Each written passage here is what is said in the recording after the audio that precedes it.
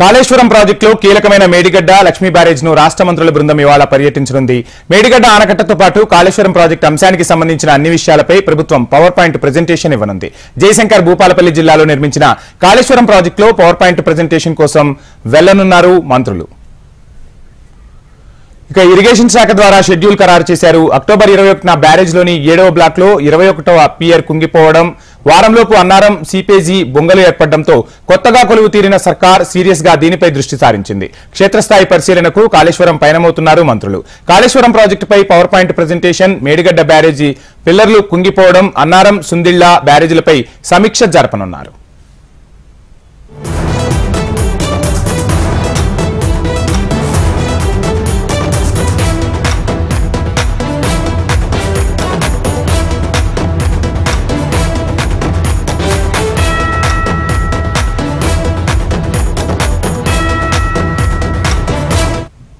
కాళేశ్వరం ప్రాజెక్టులో కీలకమైన మేడిగడ్డ లక్ష్మీ బ్యారేజ్ ను రాష్ట్ర మంత్రుల బృందం ఇవాళ అక్కడ పర్యటించనుంది. మేడిగడ్డ ఆనకట్టతో పాటు కాళేశ్వరం ప్రాజెక్టు అంశానికి సంబంధించిన అన్ని విషయాలపై ప్రభుత్వం పవర్ పాయింట్ ప్రెజెంటేషన్ ఇవ్వనున్నట్టు తెలుస్తుంది. ఇక మంత్రుల బృందం పర్యటనకు సంబంధించి మరిన్ని వివరాలు మా ప్రతినిధి ప్రవీణ్ అందిస్తారు. ప్రవీణ్,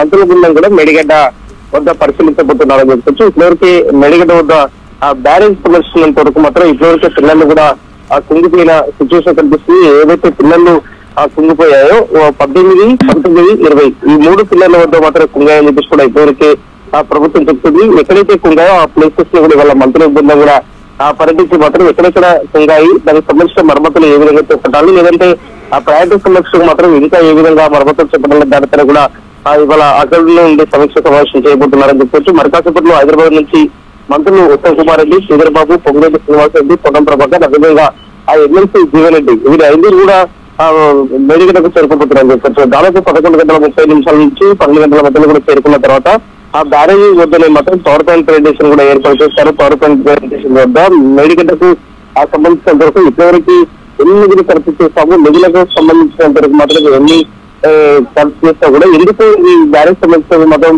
కుంగిపోవాల్సి వచ్చిందనే దానిపైన కూడా ఒక పవర్ పాయింట్ ప్రెజెంటేషన్ ఇవ్వబోతున్నారని చెప్పొచ్చు. దాంతో పాటుగా ఇప్పటివరకు ఇరిగేషన్ అధికారుల నుంచి కూడా పలుసార్లు సమీక్ష సమావేశం నిర్వహించిన మంత్రి, అదేవిధంగా ముఖ్యమంత్రి రేవంత్ రెడ్డి కూడా ఆ ప్రాజెక్టు సంబంధించిన మాత్రం ఎవరు డిజైన్ చేశారు, డిజైన్ చేసిన తర్వాత మాత్రం ఎక్కడ లోపం మేరకున్నది దానిపైన కూడా పూర్తి స్థాయిలో మాత్రం సమీక్ష సమావేశాలు కూడా ఏర్పాటు చేసిన సిచ్యువేషన్ కనిపిస్తుంది. ఎలాంటి అధికారుల నుంచి కూడా ఇప్పటివరకు ప్రభుత్వానికి ఒక లేఖ అయింది. ఆ లేఖలో మాత్రం వారికి సంబంధించిన మాత్రం కుంగిపోవడానికి ఆ శారదాలకు సంబంధించిన మాత్రం ప్రభుత్వానికి ఒక లేఖ రాసి ఆ లేఖలో మాత్రం ఆ ఎట్టి పరిస్థితుల్లో మాత్రం ప్రయాణం సంబంధించిన మాత్రం మరమ్మతు చెప్పడానికి మాకు సంబంధం లేదనే విషయాన్ని కూడా అందులో తెలిసిన సిచ్యువేషన్ కనిపిస్తుంది. ఇదే విషయాన్ని కూడా పదే కూడా ఇప్పటివరకు ప్రభుత్వం చెప్తుంది. ఎల్ఎన్టీ అధికారులు మాత్రం ఈ ప్రాజెక్టు నిర్మాణం చేసే సమయంలో కావచ్చు, అదేవిధంగా డివిజన్ సమయంలో మాత్రం ఎందుకు జాగ్రత్తలు తీసుకొని దానిపైన కూడా ఆ ప్రభుత్వం మాత్రం ఆగ్రహం వ్యక్తం చేస్తుంది. ఇవాళ మరకాసేపట్లో మంత్రి బృందం పర్యటించి విజిట్ చేసిన తర్వాత మాత్రం ప్రాజెక్టుకు సంబంధించిన మాత్రం ఆ పిల్లల వద్ద మాత్రం ఎలాంటి మరమ్మతులు చేపట్టాల్సి వచ్చింది, లేదంటే ప్రాజెక్టు ఇంకా ఇలాంటి జాగ్రత్తలు తీసుకున్న